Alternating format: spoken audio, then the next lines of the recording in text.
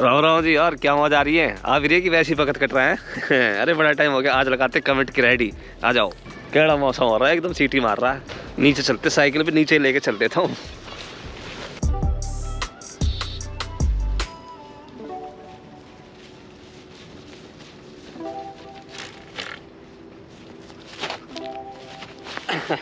ओह, पहला question comment की ready में तड़कता भड़कता।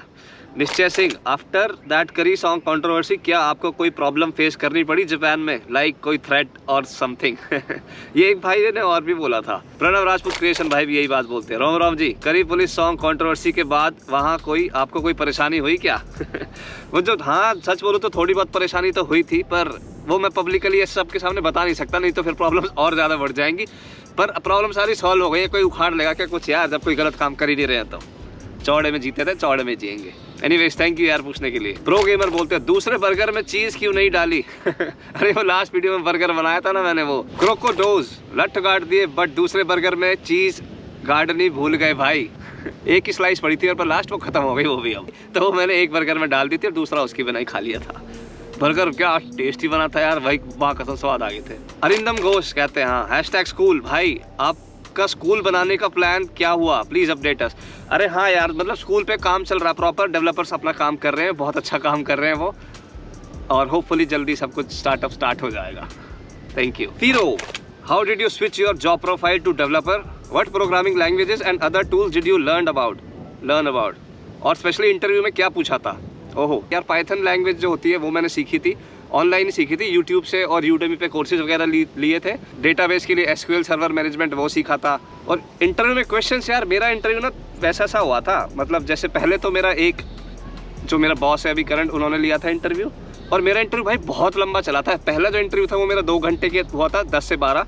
उसके बाद उन्होंने बोल दिया ठीक है, हो गया इंटरव्यू खत्म हो गया, जाओ तुम। तो उसके बाद मुझे 1 हफ्ते बाद फिर से बुलाया था, जो अभी सेम बॉस है और एक दूसरी कंपनी के भी बॉस थे, उन दोनों के साथ बैठ के इंटरव्यू टाइप नहीं, डिस्कशन हुआ था। सुबह से लेकर शाम तक काम, मतलब वो अपना काम वाम कर रहे थे, तो मुझे अपनी टीम में इन्वॉल्व करा था, और शाम तक मुझे पूरा स्कैन करके पूरा मुझे वो करा था कि क्या सोचता है, किस तरह से सोचता है, काम में एडजस्ट कर पाएगा नहीं कर पाएगा। तो सुबह से 10 से लेकर 5 बजे तक मेरा इंटरव्यू टाइप सही था वो, मतलब और कोई काम कर रहा है तो वो मुझे दिखाया था, वो उससे ओपिनियन पूछ रहे थे कि इसके बारे में तुम्हारा क्या ख्याल है, उसके बारे में तुम्हारा क्या ख्याल है। लंच मैंने उन्हीं के साथ करा था। फिर उसके वो जब दिन खत्म हो गया था, उसके बाद फिर मेरे पास कॉल आई थी 3-4 दिन बाद, तुमको हम हायर करना चाहते हैं, अब बताओ कैसे कैसे क्या करना है। क्योंकि इतनी लंबी जब बातचीत हो गई थी ना, तो मुझे लगा था कि यार ये तो टाइम पास कर रहे हैं, ये मुझे लेंगे नहीं, क्योंकि मेरा कोई प्रीवियस एक्सपीरियंस तो है नहीं प्रोग्रामिंग का। पर भगवान की दया से हो गया था। अर्जुन जायका बोलते हैं, your family is here in India and you are in Japan under these COVID times, चिंता लगती होगी about them and other things, कैसे मैनेज करते हैं communication and peace of mind? Communication तो यार फोन है, फोन मिलाओ घर वालों को डायरेक्ट, घर वाले तुम्हारे फोन तो उठाएंगे ही। चिंता तो यार ऑब्वियसली होती है भाई, किसको नहीं होती अपनी फैमिली की चिंता।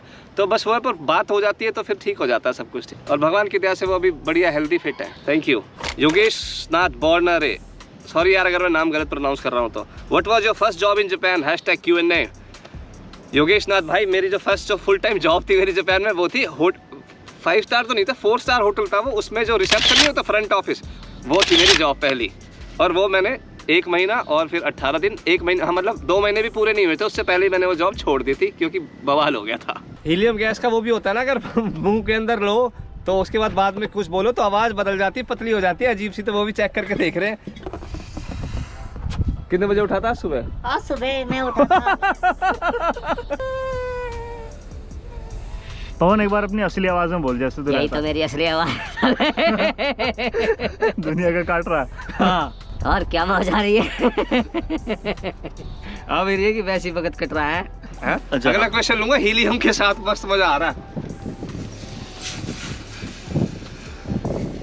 हाँ, मिस्टर हॉक कहते हैं, इतने हेक्टिक शेड्यूल में भी कैसे वीडियोस बना लेते हो, हैट्स ऑफ। आवाज तो सही बदल रही है। अरे हेक्टिक शेड्यूल, आगे फिर से।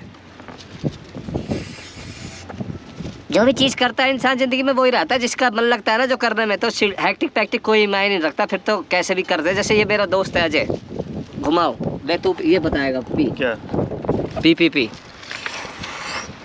रुक, हाँ भाई क्या सवाल था? तू भी तो जिम विम जाता है और शेड्यूल तो तेरा भी कोई ऐसे खाली तो है नहीं, नौकरी वोकरी करता है, कैसे टाइम निकलता है?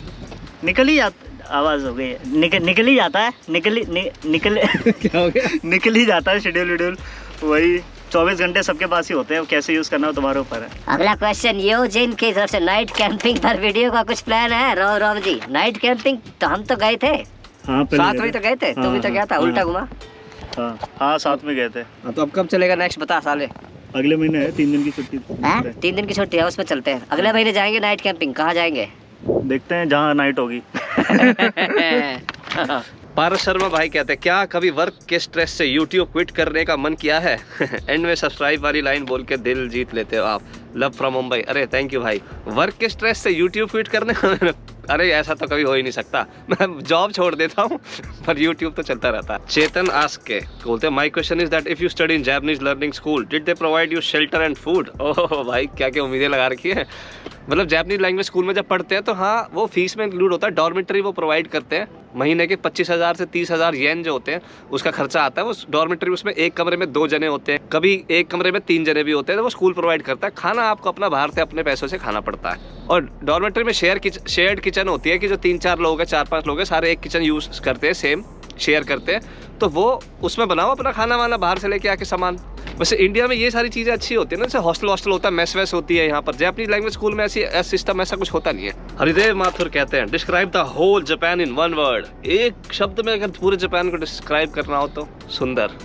सुंदर है यार, बहुत सीरियसली, बहुत बहुत ज़्यादा सुंदर है। आर्यन नासिर कहते हैं hashtag Ash Ram ji how many times do you eat roti and sabzi in a week and what do you eat other than roti? रोटी के अलावा तो मैं यार पिज्ज़ा, बर्गर, टाकोस, चावल और सब्जी और फ्राइड चिकन वगैरह यही सब खाता हूँ, उबले अंडे वंडे। How many times do you eat roti? अरे रोटी, हाँ यार अच्छा याद दिलाया, मेरा आटा खत्म हो रहा है, मुझे आटा ऑर्डर करना है ऑनलाइन स्टोर से। हफ्ते में 2 दिन तो यार रोटी पराठे बना के मैं खा लेता हूँ, और बाकी टाइम तो फिर चावल ही चलते हैं दबा दब। AMASH AMASH कैसा नाम है ये कहते हैं रैपिड फायर। ओ ओसाका टोक्यो ओसाका। रामेन और सुशी फॉर्मल और कैजुअल। एक्सो गेमिंग कहते हैं रोम जी can you share a moment of yours that happened in Japan that you can never forget about? ऐसा मोमेंट एक तो जब मैं स्टूडेंट था ना, जब मैं टोक्यो में पढ़ता था, तो कुछ दिन ऐसे आए थे जब मेरे पास पैसे नहीं थे बिल्कुल भी, मतलब लिटरली खाने तक के पैसे नहीं थे। तो मैं सिर्फ और सिर्फ चावल, मेरे पास चावल बचे हुए थे, चावल उसमें मस्टर्ड सॉस और टोमेटो केचप पड़ी थी वो डाल के खाता था। और मेरे फिर वो चावल भी ख़त्म हो गए थे, और उसके बाद मुझे ये नहीं पता था अगली मील जो अगला खाना मैं खाऊंगा वो कहाँ से आएगा, कैसे आएगा। वो दिन नहीं भूल सकता मैं कभी भी। और उस दिन मैंने अपने आप से वादा कर दिया था कि ये दिन मैंने आज तो देख लिया है, पर अब जीवन में मरते दम तक ये दिन कभी दोबारा नहीं देखूंगा। और भगवान की दया से वैसा दिन कभी अब तक तो आया नहीं है।